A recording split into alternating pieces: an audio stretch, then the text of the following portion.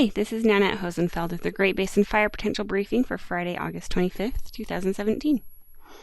Looking at fire potential impacts over the next few days, for this afternoon we are looking at some scattered wet and dry storms across the central Idaho mountains with the potential for some isolated wet and dry storms across the orange highlighted area on the map.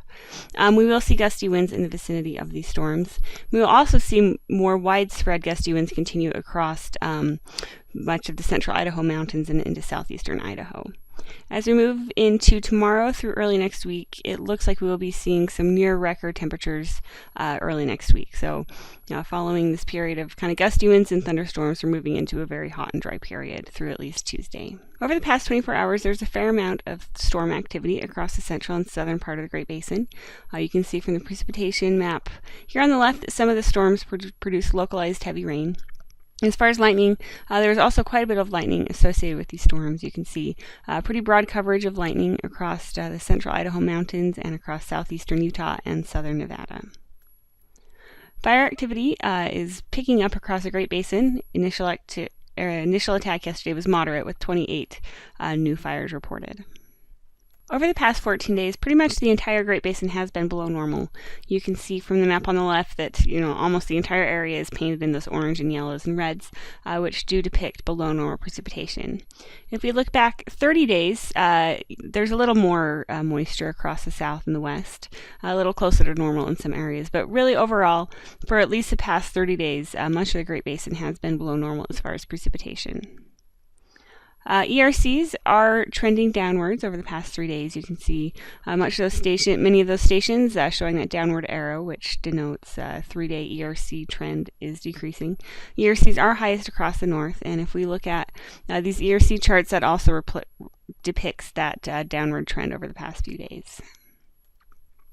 10-hour fuel moistures are the lowest across portions of central and western Nevada, as well as areas of west central Utah. The satellite image this morning shows some moisture in place across northern Utah, southeastern Idaho, and those are mainly the areas that we are expecting to see those storms develop this afternoon. So for this afternoon, again, there is some moisture across the northeastern part of the Great Basin, where we are expecting to see some showers and thunderstorms develop. We are highlighting the potential for some gusty winds across southeastern central Idaho. This afternoon, you can see from our significant fire potential map here that we are concerned about the winds where we have seen fires and lightning quite recently. So looking in a little more detail, again, you can see these gusty winds expected across portions of Idaho.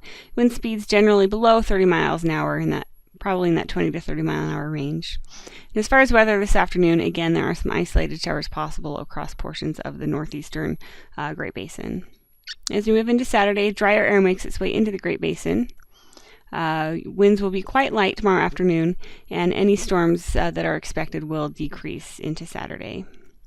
As we move into Sunday, that dry air remains in place across the area. We start to see high pressure building, and so we will see temperatures begin to climb on Sunday. Winds will be quite light across the Great Basin, and with that dry air in place, little to no shower and thunderstorm activity is expected across the area. So over the next 3 days, really not much in the way of precipitation across the Great Basin. As we move into Monday, that high pressure continues to build across the Great Basin, leading to increasing temperatures.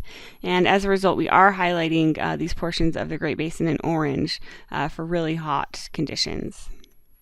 As we move into Tuesday, that high pressure remains in place, leading to another day of highlighting those high temperatures across the area. And then as we move into Wednesday, there's some moisture that gets pulled into the ridge that is leading to the potential for showers and thunderstorms Wednesday afternoon. So definitely something to keep your eye on here, with the potential for showers and thunderstorms across the northern part of the Great Basin following 3 to 4 days of unusually hot and dry weather. As we move into Thursday, that moisture does remain in place. It shifts a bit to the east, and we could start to see winds pick up across the northern parts of the area on Thursday.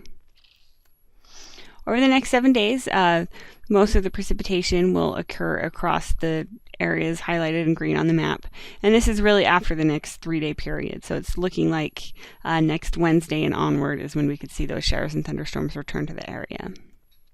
In the 8 to 14-day period, the Climate Prediction Center is calling for above normal temperatures across the entire Great Basin, with below normal precipitation across the northern portions of our area. So that's it. If you have any questions, please feel free to contact us. Our information is on the screen, and you can also find us on Twitter. Thanks.